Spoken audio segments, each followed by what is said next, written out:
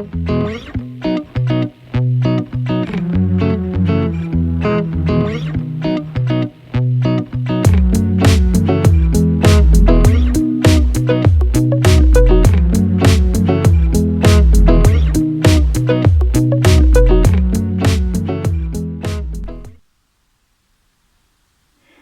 Shemai, I thought I'd give you an update on what I've been doing and also some lessons learned, because as a beginner I've watched various DVDs and tried to follow what people's advice was and tried to do my own thing, and last week I realised I was really in trouble because of some of the decisions I'd made at the beginning, which really perhaps I shouldn't have done, but I've done it now and I've had to work out ways around it. I've also done some improvements on the layout. I thought I'd keep you up to date with that. So let's go for the improvements first. First of all, what I've done is, I don't know if you can see, I've started to make a little model embankment there. I bought the Metcalf card, the embankment thing. Didn't really like it, so I started making up my own.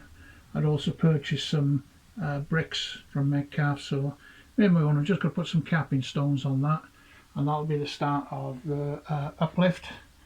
Moving on from here, moving up, and going all the way around. I've also decided to have a real big move around and moved off all the control systems. So basically I've kept my central control, DR5000 there, but what I've now done is moved the various extra bits around so I can get out easier and made them tidier. So that was under at the back there. I've now moved it to there. I've created this shelf here, and then any future ones then will be added to that, and it'll be a lot easier to keep it nice and tidy, get at the wires. It's out of the way and just makes everything tidier. So that's the other bit I've done. And on the other side I've done the same thing. I've brought the control system over to here, so that all the detection points are all now done for basically the first half of the layout. Now then, you'll see to the side a Lodi D83 AC. This I have bought. It's this decoder I've had to buy, and really I've got to give a really huge shout out to DCC Train Automation and James. He's been fantastic. I was struggling, really struggling to get my points.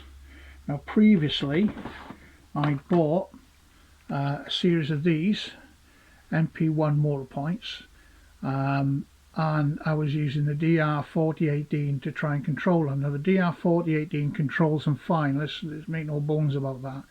It controls them really good. However, the problem I've got, I said this before, is I watched a video right at the beginning and they suggested in order to keep the noise down that I put this insulation down. So I went for 25mm, thinking that's the ideal one, because I'd measured the bar to the that's come up with here, measured it, the bar stuck up just enough to move a point over. Thought brilliant, that's what I need to do. Unfortunately, what I didn't take into account was the thickness of my base. Then you've got the thickness of the polystyrene here. Then on top of that you've got the thickness of the cork, and then the thickness of the track. So what happened then is that even though I drilled all the holes, and you can see examples there where I've drilled the holes down into there to do all the points, the MP1 and any other one, the length of the rod there wasn't thick enough or high enough to come through. And even when I cut some piano wire, ordered some piano wire in, and I cut that to higher, that longer size, and put that in, the friction from where the point motor is down here to the top there, it wasn't nowhere near strong enough to flick that switch over. So back to YouTube I go, have a look, what can I do about this? And of course I came upon an issue where what you can do is take the spring out. So if I just show you one of the ones I've used, so I took the spring out. So this hasn't got no spring in it. Move it over and it flops back and forth. Took the spring out, take the tension out. Now let's try it. Put it back in. Tried it. The MP1 works fine. Moves the rod still hasn't got enough tension in it to move the switch over. So what I ended up with is a really big hole where I was messing about, so I've got to cover that back up. So mistake number one, making my base too thick.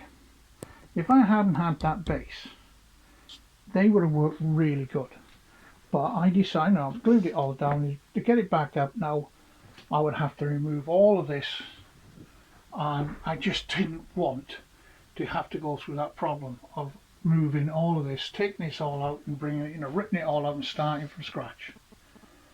So in really frustration, I wrote to James at DCC Train Automation, and once I explained to James, he very kindly rang me back, and we then came up with a plan. He knew exactly what was wrong. When he realised it was end gauge as well, he realised exactly what I needed to do. First thing I needed to do was basically move from under the bench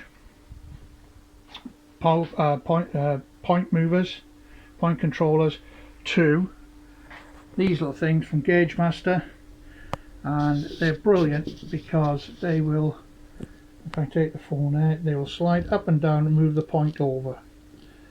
So that was the first thing, but even though I tried that, I was still using the DR4018 and they were burning out. I mean literally burning out, not realising myself. I didn't realise you can't use the DR4018 with things like the Pico points. So he suggested we use the Gauge Master flip over points, and in order to control them, because of what I'm using, what we then decided, or what he suggested, was this Lyng D83 AC. He said this is quite relatively new to the industry. He's tested it out on a few clients of his. It's worked perfectly straight off, and yeah, so this is what I'm going to use.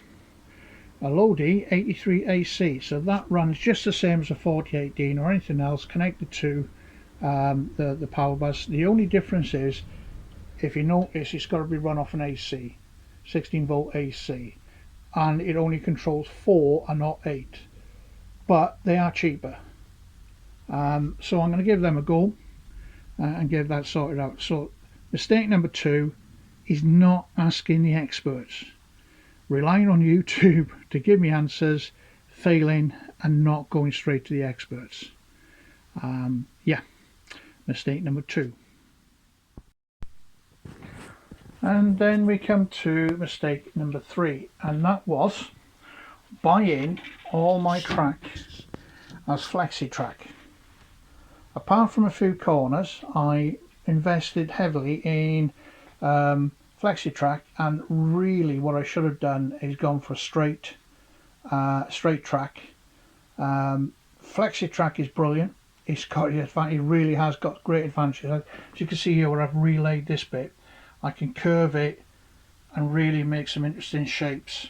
Over on this side, I'm able to curve it so that I can get 2 single tunnels in a mountain there, and then I'll come back out and meet. So it really is useful.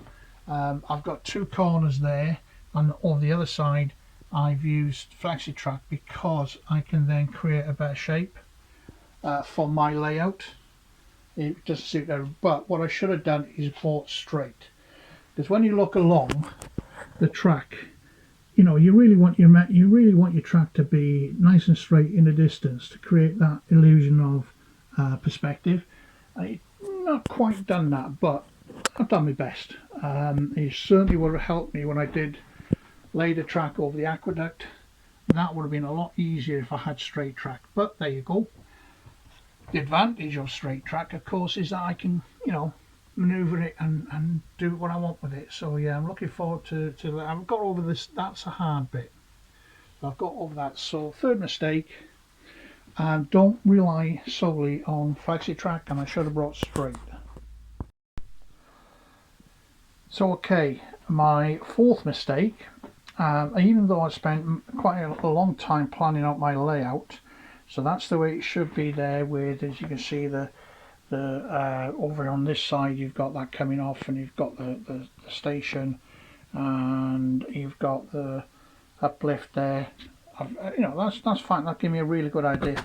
But what I did is, when I initially set out to do the first two tracks, I used the program to print off what I needed.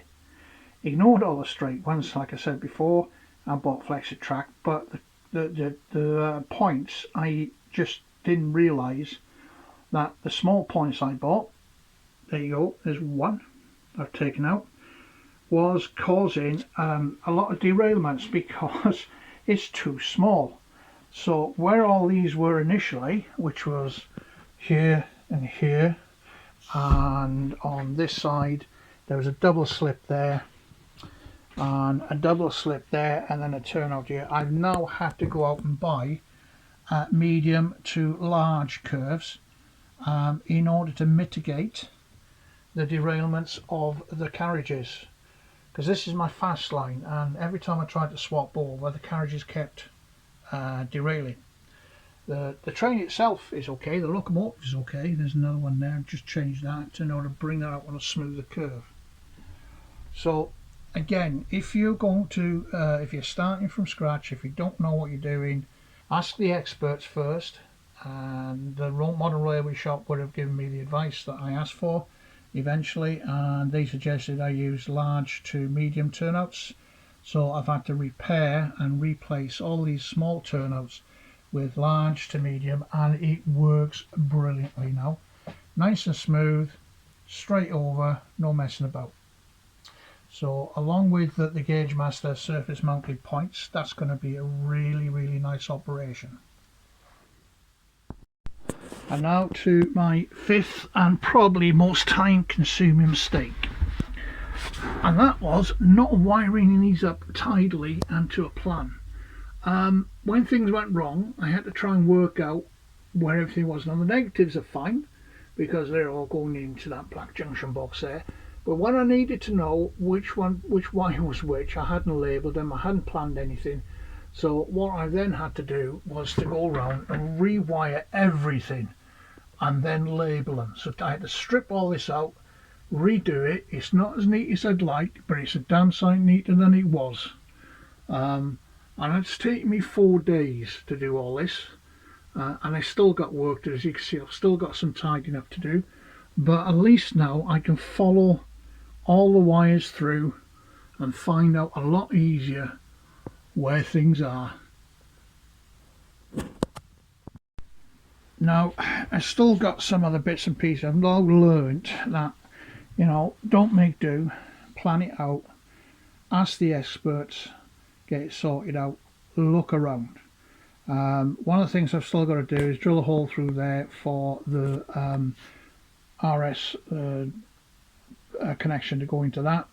That's going to be a hole drilled there, so I'm now awaiting some tools to arrive that I can convert the 10-metre one I've got here into smaller pieces, get that done. I also purchased, and I think these are probably the best purchase I ever did, was these little things, okay, sticky back hooks. So they have been amazing because they have helped me tidy up everything without having to do too much work.